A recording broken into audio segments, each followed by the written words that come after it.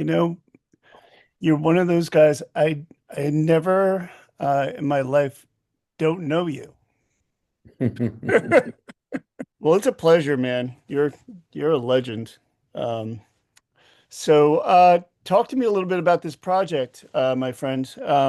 Obviously, it's important. So, for a number of reasons, uh, for the time we're living in, and just in general. So, what drove you to this project? The uh the truth of it, I mean, I love historical drama, especially that's based on. I love it, I love stories that are sort of based on truth and then veer off, Right, when it has that historical premise. But I especially love, historical drama that is based on real events and real people, and you tell uh, a portion of our history that, like this one, has been buried for so long. right, And, and you can see for several reasons.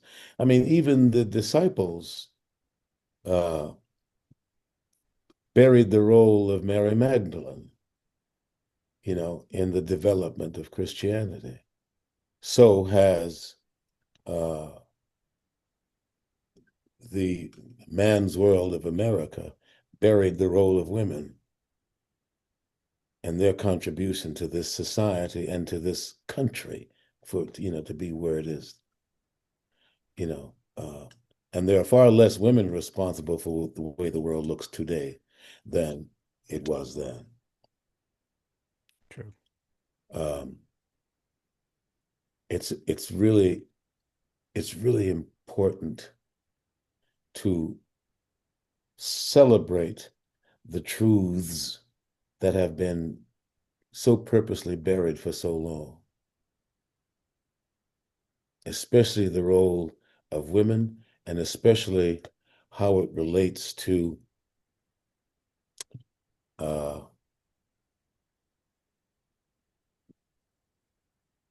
America's role in perpetuating the enslavement of people in this country. Right.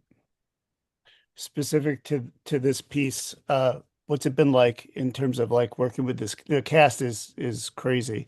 The cast is the cast. I mean, every time you get into a great project and you work with great people, it's always, with a great. But that is also because the nature of what we do. When you work in a great cast and you form a kind of family. Now, whether that is in the theater or whether that is on a film set. I only got to participate in this on this family reunion Sure. for a week, a week it was only 3 days of shooting for me. So I wasn't around everybody all the time, but those who I were around were just, wonderful people wanting to contribute to a great story. We had that common purpose, and that's a wonderful thing. You know, the thing that I get to do in my life when I go to work, I have the opportunity to bring a little joy into someone's life. Now, whether we're telling a tragic story about war or it's a love story about something else. I mean, when truth is revealed, it's not always pleasant, but it's always healing. And here is a chance for some healing to go on here. When you finally wake up to, wow, man, I didn't know that. If I had known that when I was in junior high school, if I'd have known about these people, I would have looked at these, I would have looked at other people in my life differently. I would have made some other I would have definitely made some other choices. Right. I didn't know that that was possible. What's it like for you? You just talk to me about, you went in for 3 days, this cast is crazy and everything. You do so much voice work, right? And like, I mean, seriously, so much voice work. Um, and the narrations and everything, and it's just such a wide range. I mean, for me, I'm a wrestling fan, and just I don't know. I probably fell in love with you from They Live, which is the single best action sequence for for probably all the wrong reasons, but but uh but like just from your voice work, can you have I don't know, is it always you're just going in by yourself and you're kind of just with the emotions all within just yourself, or do you ever interact with other people? Obviously, narration's a little bit different. You're doing that obviously by yourself, but what Well, about the voice work? we used to, I mean, certainly pre-COVID, we Yeah, used to be able to sometimes have the great opportunity to be in the same room yeah, with many characters. Sometimes there'd be 7 or 8 mics sure. lined up in the room and we're talking, we get to interact with each other. Yeah, That is a rarer occasion these days. But sometimes, I mean,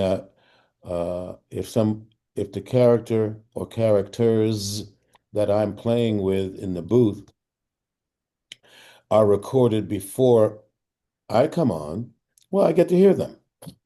So, I mean, it's not like looking him in the eye, right, but it's looking them in the ear. I mean, right. You can bounce I off get of it. I can bounce off that. Yeah, Yeah. So it's not like it's isolating or anything. yeah. Yeah.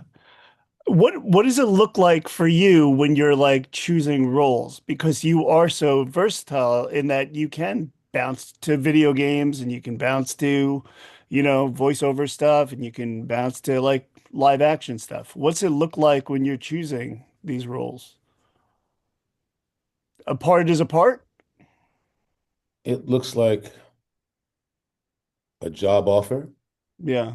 It looks like, well, and sometimes before it becomes an offer, it's a feeling out. Right, right, So I also have to feel out whether I want to do this? Do I want to take this particular challenge? right, right, And there are many reasons to do it, and there are many reasons not to. right, It's not cut and dry. It's not all that simple. I mean, right, there's a lot of things to be considered. How much time is going to take? I mean, sometimes, for this particular project, how much money is it going to be? Is the juice worth the squeeze? yeah, Because sometimes it just isn't. It's too much work for too little money. right. But we don't do everything for money. But sometimes I'd rather do it for free than to feel disrespected by too little money. Do you look back? I mean, like, I mean, I think off that, not IMDb. I just think of all your work and your credits and holy shit, you were in this and you were in this. Do you ever sit back? Not sit back, but do you ever think like, oh my God, I've been in so many things and I've done so many things. A and B, like, oh, but I haven't done that yet. And I'm not even touching on Broadway, man. Like, There's a lot of things I haven't done yet that I'm looking to do. Uh, when you're working, you're working. So, you know, I don't, I've been very fortunate in my life and career to be busy a lot. yeah, You know, um, you know, I worry less in my life these days, and my wife may beg to differ, about, where my next job is coming from because in my most um, in my most frightening time, somehow, somewhere, a job came along at the right moment. So I mean, I've taken the pucker out of, oh God, will I ever work again? I will. I don't know when. I don't know what it'll be. It'll be something. And so I sort of rest assured at this point in my life that it'll be something. right. Um, Hopefully it'll be something I like and something I want. Um, but the basic need will be answered. I've been blessed and highly favored in that manner. You know, as my grandmother would say, my God is a good God, so Mm. I don't worry about it. So God wants to take care of me. I just have one silly question and just one I guess what probably everyone asks you. Like, do you have something that like you can hang your hat on in terms of like career? Like anything you're just like, ah, this was it. Or are they all like your children? You love one more than the other? I'm just kidding. But I tell each of my children, you're my favorite child. yeah, I like that. I tell my sister, you're my favorite oldest daughter. Oh, that's so funny. Yeah. I have one daughter. I tell my daughter you're my favorite daughter. Yeah. Yeah, Yeah. So they're all but good. and I have many projects like that. I mean, if I look back on when that happened or when that was, that was a great time. I've been again, I've had some wonderful, wonderful times. A few things that, if you don't know about, I would never tell you about, you know. But we do that sometimes, you Yeah. know. Thank God I don't have to do that these days. Last question. Best celebrity mustache of all time. Best celebrity mustache of all time. Sam Elliott. Gotta be Sam Elliott. My man. Same thing.